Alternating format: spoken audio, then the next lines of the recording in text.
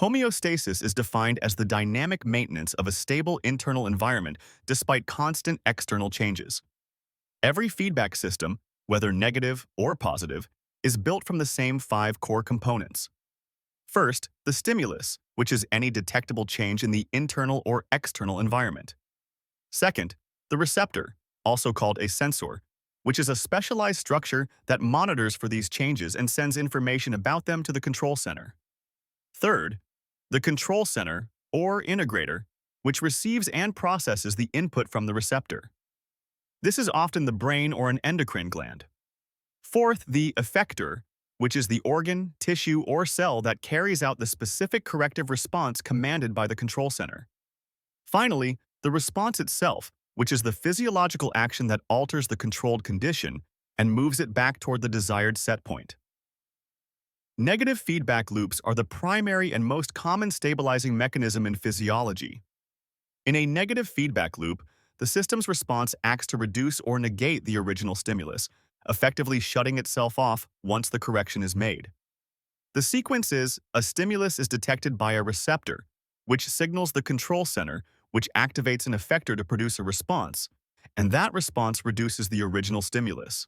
The ultimate goal of a negative feedback loop is to return a physiological variable to its normal operating range or set point. A classic and vital example of a negative feedback loop is the regulation of blood glucose. The stimulus is an increase in blood glucose concentration above its set point, such as after eating a meal. The receptors for this are specialized beta cells within the pancreatic islets. These cells also act as the control center. They detect the high glucose and respond by secreting the hormone insulin. The effectors are tissues like the liver, skeletal muscle, and adipose tissue. The response is that insulin causes these cells to take up glucose from the blood. The liver also stores excess glucose as glycogen. The result is that blood glucose concentration decreases, the original stimulus is corrected, and the insulin secretion signal diminishes.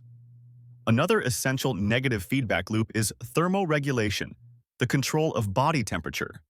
The stimulus is an increase in core body temperature above 37 degrees Celsius due to fever or exercise.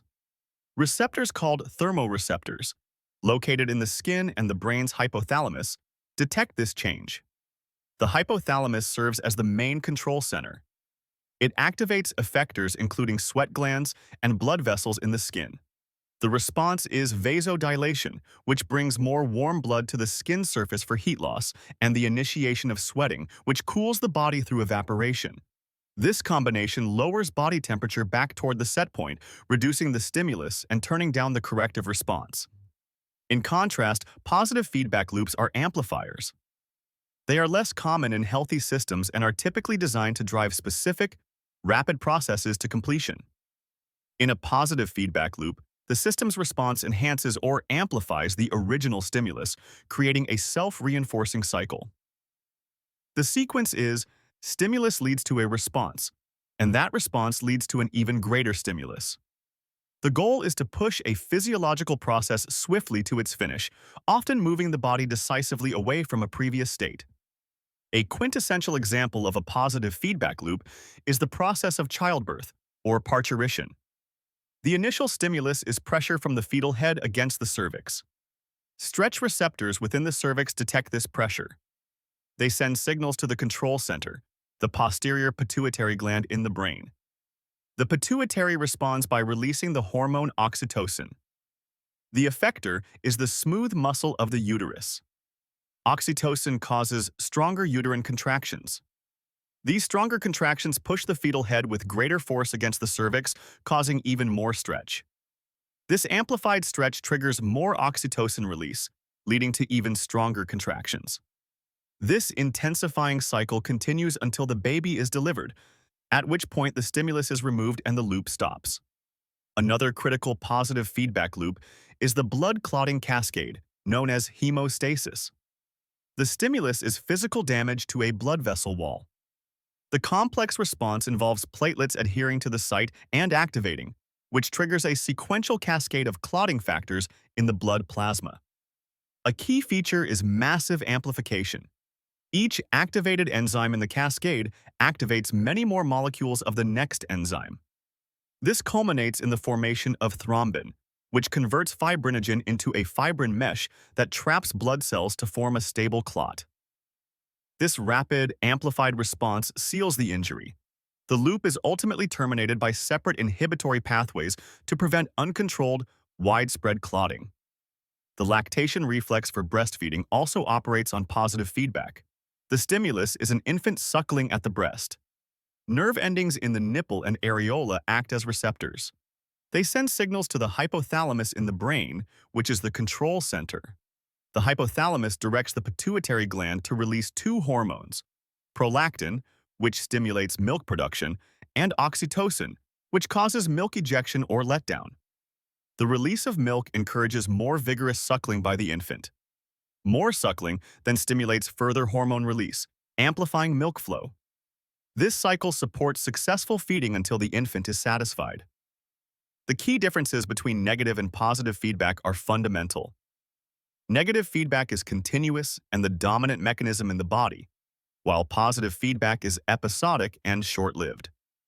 Negative feedback reduces or opposes the initial stimulus, whereas positive feedback reinforces and amplifies it. Negative feedback promotes stability and homeostasis, while positive feedback drives a definitive change, moving the system away from its prior state. The outcome of negative feedback is a return to the set point, while positive feedback creates a new condition or completes a process. Disruption of homeostasis is the underlying basis of most disease states. This imbalance can occur due to failure at any component of a feedback loop. Failure of the receptor is seen in type 2 diabetes mellitus, where body cells become resistant to the signal from insulin. Failure of the control center can occur with a hypothalamic tumor that disrupts temperature or hormone regulation. Failure of the effector is exemplified by Addison's disease, where the adrenal glands cannot mount an adequate stress response. A critical failure to terminate a positive feedback loop leads to pathology, such as in disseminated intravascular coagulation, where uncontrolled clotting depletes clotting factors, or in malignant hyperthermia, where a runaway metabolic reaction causes dangerous fever. To correlate clinically, diabetes mellitus represents a profound failure of the blood glucose negative feedback loop. In type 1, the insulin-producing beta cells are destroyed. In type 2, the body's cells become resistant to insulin's effects. In both cases, the result is sustained high blood glucose, or hyperglycemia, which causes widespread damage to blood vessels, nerves, and organs over time. Similarly, essential hypertension often involves a malfunction in the complex, interconnected negative feedback systems that regulate blood pressure. These include the baroreceptor reflex and the renin-angiotensin-aldosterone system. When these systems fail to maintain the set point, the result is sustained high arterial pressure, which damages the heart, blood vessels, kidneys, and brain. Thank you for watching. Don't forget to like, share, and subscribe. See you in the next one.